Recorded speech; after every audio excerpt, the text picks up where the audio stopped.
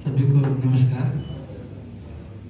पंडित कुंजीलाल दुबे राष्ट्रीय संसदीय विद्यापीठ द्वारा आयोजित इस वाद विवाद प्रतियोगिता के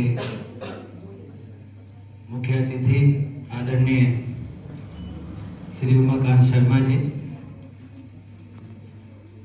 कार्यक्रम की अध्यक्षता कर रहे श्रीमती स्नेहलता श्रीवास्तव जी, श्री अजय बोकिल जी, श्रीमती रेखा निमकर जी और इस पूरे कार्यक्रम के सूत्रधार डॉक्टर प्रतिमा यादव जी, श्री राजेश अग्रवाल जी, श्री राजेश गुप्ता जी और इस सभा में उपस्थित समस्त विद्यापीठ से जुड़े सहयोगीगण और विविध विद्यालयों से पधारे शिक्षक और विद्यार्थियों, मुझे थोड़ा आने में विलम्ब हुआ, लेकिन ये देख के बड़ी प्रसन्नता हुई कि आदरणीय भाई साहब ने वो दायित्व समय पर पूरा करवा दिया। ट्रैफिक कारण मुझे थोड़ा 5-10 मिनट लग गया था, उसके लिए मैं क्षमा प्रार्थी हूँ। कल ही मुझे इस कार्यक्रम के बारे में डॉक्टर प्रतिमा जी ने बताया और मुझे बड़ा अच्छा लगा कि वन नेशन वन इलेक्शन पर हम नवनिहालों के विचार भी जानेंगे, क्योंकि बड़े बड़े जो विचारक हैं उनके विचार तो मीडिया के माध्यम से पता चलता ही रहता है, और सोशल मीडिया आजकल है तो उसके माध्यम से भी बहुत सारी जानकारियाँ और सबके विचार सामने आते हैं। लेकिन भारत के भविष्य के गर्भ में क्या चल रहा है, इसकी जानकारी किसी आयोजन के माध्यम से हमें मिलेगी, क्योंकि जो आपके जो आज के विचार होंगे, चाहे वो आप पक्ष में बोले या विपक्ष में बोले, निश्चित ही कहीं न कहीं वो एक बीज होता है और बीज ही आगे चल करके वृक्ष बनता है। उस बीज का प्रतिपादन यहाँ पर आप सब करेंगे इस विषय पर। मैं इस विषय पर कुछ ज़्यादा नहीं बोलूँगा, क्योंकि वो मजा किरकिरा हो जाएगा। बच्चों को सुनना एक अलग आनंद का विषय है, अलग अनुभव है। हम लोग जब इस आयु में थे तो ऐसी प्रतियोगिताओं में जाते थे, तो बड़ा अंदर से घबराहट भी रहती थी, उत्सुकता भी रहती थी कि क्या बोलेंगे, पता नहीं पक्ष वाला विषय सही है या विपक्ष वाला विषय सही है। तो ये एक चिंता सबके मन में होगी, क्यों है ना? जो पक्ष में है इसके वो भी थोड़ा घबरा रहे होंगे और जो विपक्ष में है वो भी थोड़ा घबरा रहे होंगे, लेकिन घबराने की बात नहीं है। ये विषय तो एक बहाना है। वन नेशन वन इलेक्शन हो या और देश में कोई मुद्दा हो, उस पर निर्णय लेने की एक बॉडी है, एक प्लेटफॉर्म है। उसके लिए हम लोगों ने लोकतांत्रिक व्यवस्था में कुछ व्यवस्थाएं अंगीकृत की हैं। लोग चुन के जाते हैं, जैसे माननीय विधायक जी हैं, जैसे माननीय सांसदगण हैं, चुन के जाते हैं संसदीय व्यवस्था में, और वहाँ पर देश के बारे में बहुत विचार विमर्श के बाद प्रदेश के बारे में, देश के बारे में निर्णय होते हैं। हम सब तो एक सामान्य नागरिक हैं, और जो आगे निर्णय लेने की जो मुद्दे आते हैं उस पर अपने विचार कुछ न कुछ प्रोसेस चलता रहता है।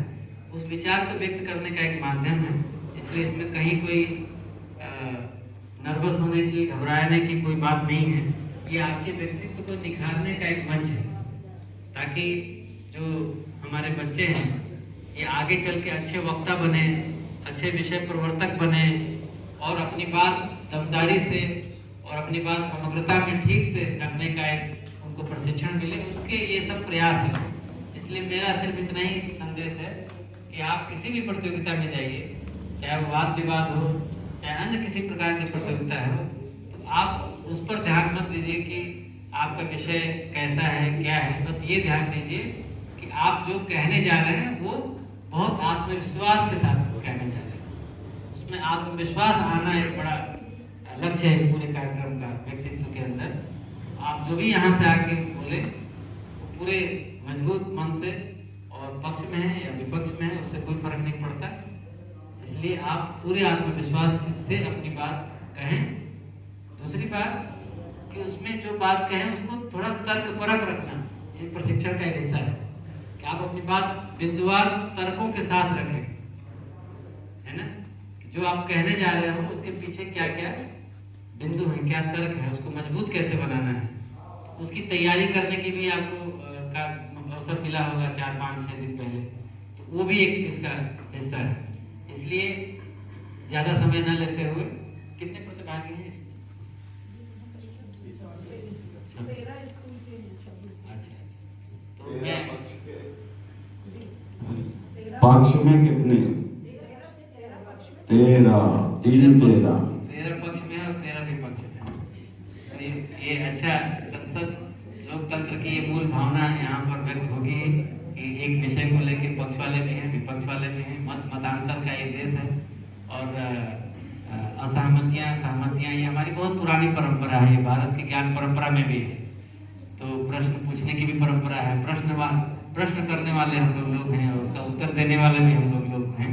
इसलिए भारत को विश्व गुरु अगर कहा गया है, बहुत सारे प्रश्नों के बाद जो उत्तर मिले हैं और उससे जो ज्ञान फैला है, उससे ही ये देश विश्व गुरु बना है। ऐसे कोई किताब लिख के या केवल कोई थीसिस लिख के कोई विश्व गुरु नहीं बनता। उसके मन में तमाम प्रश्न उमड़ते हैं और एक नचिकेता आता है, उसके उत्तर मिलते हैं, फिर ग्रंथ रचे जाते हैं, फिर उसके बाद की टीकाएं टिप्पणियाँ, उस पर अनेक प्रकार के लेखन, ऋषियों की वाणियाँ, ये सब मिलाकर के भारत बना है और इसलिए वो विश्व गुरु है।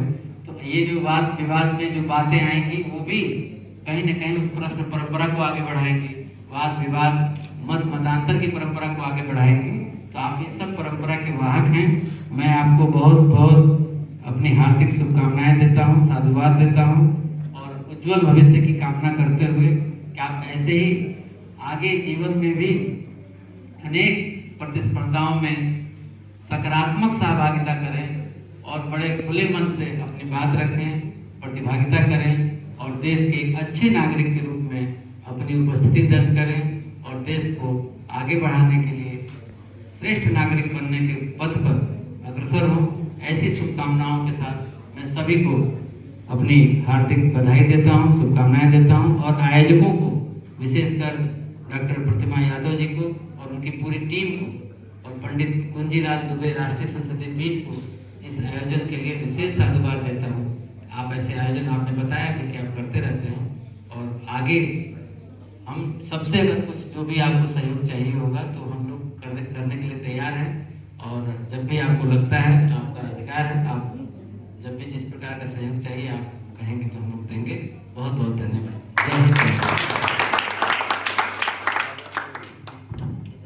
सामने बैठे हो बगल में, आप देख रहे हो मैं बार बार पानी पी रहा हूँ। जब मैंने सुना कि लोकसभा की पहली महिला सशक्तिकरण की साक्षात प्रतीक और इसलिए भी और लता भी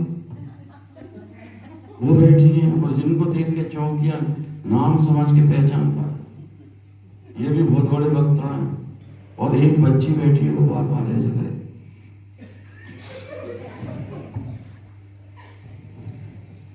कोई सी भी एक इधर मत देखो, नाम नहीं बताऊंगा।